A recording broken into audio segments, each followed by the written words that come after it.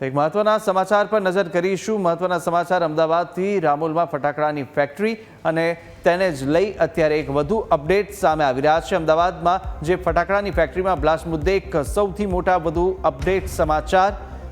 તો સાથે જ આ તરફ સમગ્ર મામલાની તલસ્પર્શી તપાસ માટે એસઆઈટીનું પણ ગઠન કરી દેવામાં આવ્યું છે। તો સમગ્ર મામલાને લઈ હવે એસઆઈટીની કમિટીની રચના કરાઈ છે। એડીસીપી યશપાલસિંહ રાઠોડ કે જેમની અધ્યક્ષતાની અંદર આ એસઆઈટીનું ગઠન કરવામાં આવ્યું છે। તો એસઆઈટી હવે સમગ્ર મામલે તલસ્પર્શી તપાસ છે તે કરવાનું છે અને સાથે જ સીપી યશપાલસિંહ રાઠોડની અધ્યક્ષતાની અંદર આ એસઆઈટીની ટીમ છે તે તપાસ શરૂ કરશે।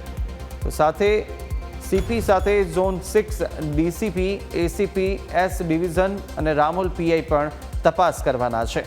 આસપાસની જગ્યામાં રહેલ ફેક્ટરીઓની પણ હવે તપાસ થશે અને લાયસન્સ વિનાની ફેક્ટરી હશે તેના પર ફરશે બુલડોઝર।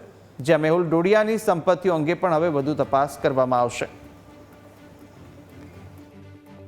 સ્પેશિયલ એસઆઈટી બનાવવામાં આવી છે જેમાં માનનીય સેક્ટર 2 સરની અગુવાઈમાં DCP zone 6 ACP S division અને પીઆઈ રામોલ છે તેઓના આખા એક સંકલનમાં રહીને એસઆઈટીના માધ્યમથી આ જે આખો બનાવ બનેલો છે તેમાં તલસ્પર્શી તપાસ કરવામાં આવશે અને હરેક પહલુઓને આઈડેન્ટિફાઈ કરીને આ જે આખી ઘટના છે તેમાં જે પણ લોકો જે સંડોવાયેલા છે તેઓને જલ્દીથી જલ્દી એરેસ્ટ કરીને આ જે આખી ઘટના છે તે ભવિષ્યમાં ના દોરાય તેની તાકેદારી પોલીસ દ્વારા લેવામાં આવશે। અને આ તરફ 9 લોકોના જીવ ગયા બાદ હવે તંત્ર એક્શનમાં આવી ચૂક્યું છે। રામોલની ગેરકાયદે ફટાકડા ફેક્ટરી પર તવાઈ બોલાવવામાં આવી અને ગેરકાયદે ફટાકડા ફેક્ટરી પર બુલડોઝર ચાલ્યો છે। જેસીબીની મદદથી ગેરકાયદે દબાણ હટાવવાની કાર્યવાહી થઈ રહી છે અને પોલીસની હાજરીમાં જ ગેરકાયદે દબાણને દૂર કરવાની કાર્યવાહી શરૂ થઈ છે। ઘટના થઈ ત્યારબાદ જે ગેરકાયદેસર રીતે જે ફાયરવર્ક્સનું જે કારખાનું હતું તે ચાલુ હતું તે અનુસંધાને એએમસી સાથે સંકલનમાં રહી અને જગ્યાના માલિક સાથે સંકલનમાં રહીને આ જગ્યાએ જે અલગ જે ગેરકાયદેસર બાંધકામ હતું તે પોલીસની હાજરીમાં તેઓને તોડી પાડવાની કામગીરી કરવામાં આવી છે।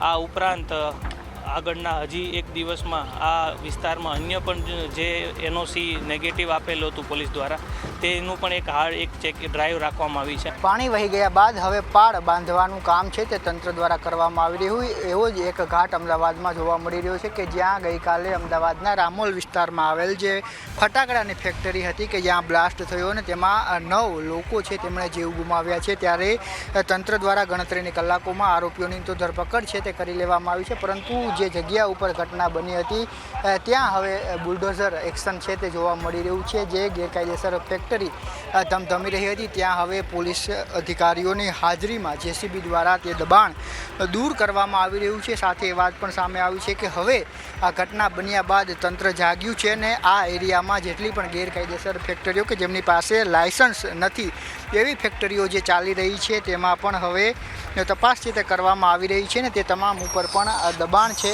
તે કરવામાં આવ્યું હશે તો તે પણ દૂર કરવામાં આવશે। સાથે સાથે જે આરોપીઓ પકડાયા છે તેને લઈને પણ તપાસ કરવામાં આવી રહી છે। તેમાં કોઈ નવા નામ ખુલશે તો તેમની સામે પણ ફરિયાદ છે તે દાખલ કરવામાં આવશે। કેમેરા પર્સન કેતન શ્રીમાળી સાથે જયેશ ચૌહાણ, ન્યૂઝ કેપિટલ, અમદાવાદ।